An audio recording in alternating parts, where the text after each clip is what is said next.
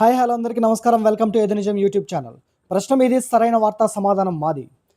రానాయన రానాయన రానాయన రాష్ట్రంలో 1 1 1 2 2 2 3 3 3 అంటూ చైతన్యశ్రీ చైతన్యశ్రీ చైతన్యశ్రీ రాష్ట్రంలో ఒక ప్రభంజనం, ఒక ఉప్పెన అంటూ మొదటి 10 ర్యాంకుల్లో చైతన్యశ్రీ విద్యార్థులే ప్రతిభ అనని ఉద్ఘాటిస్తూ అడ్వర్టైజ్మెంట్స్ ఇచ్చినటువంటి పరిస్థితి నుంచి రాష్ట్రంలో పెను సంచలనాన్ని సృష్టించినటువంటి ప్రభుత్వ పాఠశాల విద్యార్థులు అనేటువంటి స్థాయికి నేడు చేరుకున్నామనంటే, ఈ ప్రభుత్వంలో మన విద్యా వ్యవస్థ, మరి ముఖ్యంగా పాఠశాల విద్యా వ్యవస్థ ఏ విధంగా స్ట్రెంథన్ అయింది, ఏ విధంగా బలోపేతమైంది. 100 రోజుల ప్రణాళిక బద్ధంగా చదివితే 10th క్లాస్లో ఎట్లాంటి ఉత్తమ ఫలితాలను మనం సాధించవచ్చు అనేటువంటిది చేసి చూపించింది ఈ ప్రభుత్వం.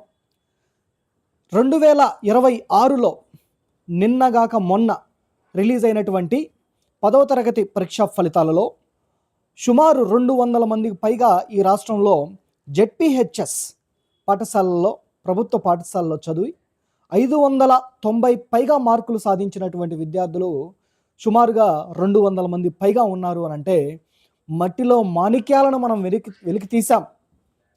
వారికి ప్రతిభని మనం బయటికి తీసాం.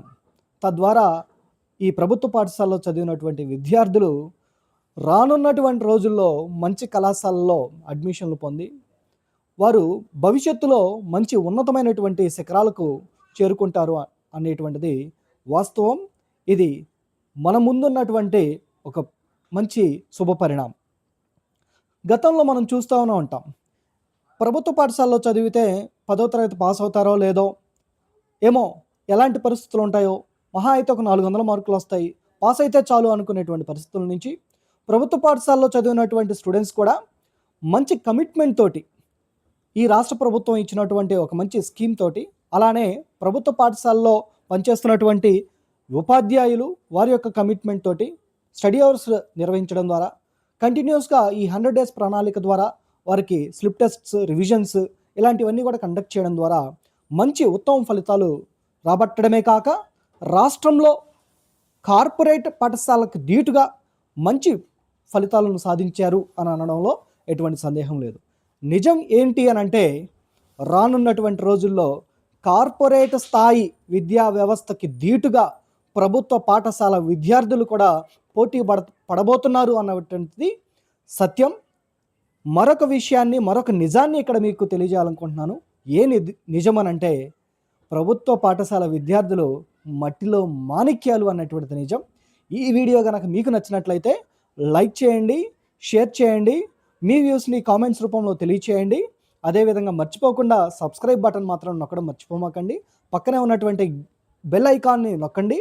ఇంకా చాలామంది మన వ్యూవర్స్ సబ్స్క్రైబ్ చేసుకోకుండానే మన వీడియోస్ అన్ని చూస్తూ ఉన్నారు. దయచేసి మీరు కూడా మన ఛానల్ సబ్స్క్రైబ్ చేసుకొని ఇలాంటి అనేక సందేశాత్మక, విద్య, వైజ్ఞానిక, సామాజిక, రాజకీయ అంశాలను తీసుకొచ్చే విధంగా మన ఏది నిజం యూట్యూబ్ ఛానల్ పనిచేయబోతుంది. Thank you very much. And ఈ వీడియోని మరోసారి మీరు లైక్ చేస్తారని ఆశిస్తూ థ్యాంక్ యూ వెరీ మచ్.